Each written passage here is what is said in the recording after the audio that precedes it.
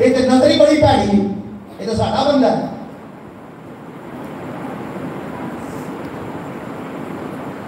انسان 28 باب کی 13 میں لکھا ہے جو اپنے گناہوں کو چھپاتا ہرگز کامیاب نہ ہوگا، لیکن جو ان کا اقرار کر کے انہیں ترک کرتا اس پر رحمت ہو۔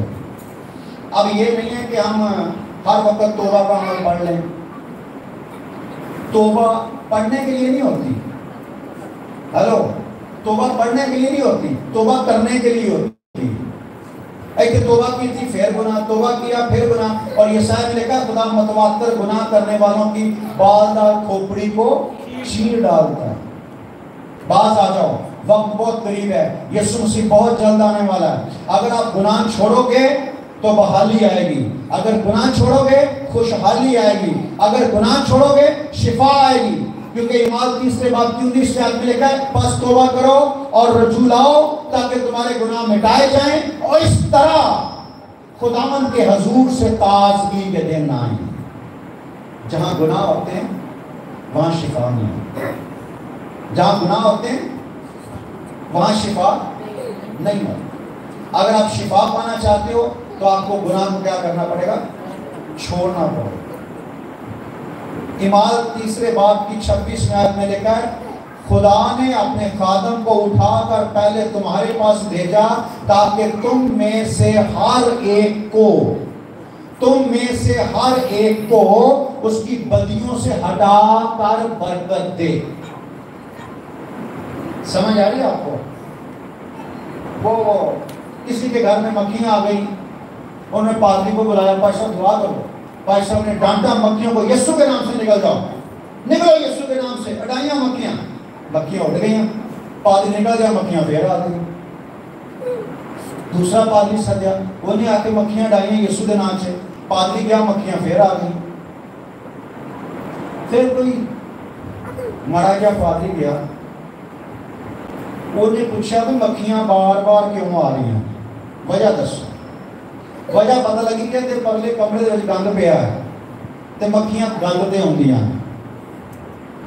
تو ہم پادری کیا کرتے ہیں؟ گند نہیں ختم کرتے، دعائیں کرتے رہتے ہیں۔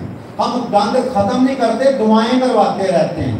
پادری میں دعا کرتے، چل دعا کے دن نکل جائے یسوع کے نام سے، لے آؤ جی بہن جی پھر 1000 روپیہ دیا، مکھیاں بہت زیادہ سی، وہ 1000 روپے تو لے گئے پر مکھیاں پھر آ گیا۔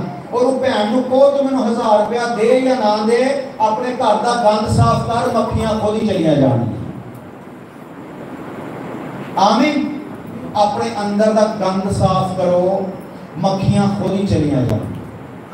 اپنے اندر دا، میں پرنگی میں گیا کسی کے گھر، میرے جاننے والے تھے، وہ بہت روحانی تھے، مطلب کہ آخری روحانی تھے، سردار پہن کے کسی کے قبیلے کے تھے۔ تو جا کے بیٹھے تو وہ جو انٹی تھی، ایسے اس سائڈ پہ بڑا صوفہ تھا، ایک سائڈ پہ میری بیگم بیٹھی ہے، سینٹر میں میں بیٹھی، ادھر وہ انٹی بیٹھی ہوئی۔ وہ انٹی مجھے کہہ رہی ہے کہ اگر دیکھو اگر کسی کے اندر پاکرو ہو تو اس میں بدبو آ سکتی ہے۔ میں نے کہا ہاں آ سکتی ہے۔ کہنے لگی اگر کوئی کلام سنا رہا ہو چرچ میں تو اس میں بدبو آ سکتی ہے۔ میں نے کہا آ سکتی ہے۔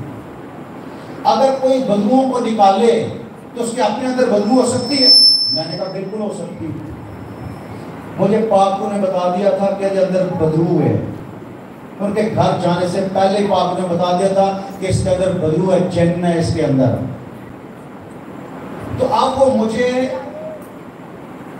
وہ تیار کر رہی تھی مینٹلی کہ میں مان جاؤں کہ تو کلام بھی سناتی ہے، تو ہاتھ رکھتی ہے، لوگوں کو غیر زبانیں بھی مل جاتی ہے، تو ہاتھ رکھتی ہے لوگ شفا بھی پا جاتے ہیں، تو مطلب تجھ میں بدبو نہیں ہے۔ ساری باتیں کرنے کے بعد میں نے کہا جی دعا کریں، ہاں کرو۔ میں نے کہا ذرا نیچے بیٹھ جائیں، صوفے سے نیچے بیٹھے۔ ابھی میں نے کہا خداوند تیری تعریف ہو، بس میں نے تعریف کی نہیں تو اس نے اتنی زور نہ چیخ ماری کہ میرے بھی تراؤ نکل گئے۔ کیونکہ بھائی وہ اتنی روحانی بی بی اور ایٹی بڑی چیخا، تو ایک دم بال کھول دی اس نے۔ میں نے کہا ہاں جی کون ہے؟ اس کا پیٹ ایک دم پھول کے اتنا بڑا ہو گیا، کیونکہ ایک دم اٹھ گئی نا، اس کا پیٹ یہاں تک پھول کے آ گیا۔ میں نے پیٹ پہ ہاتھ مارا یسوع کے نام سے،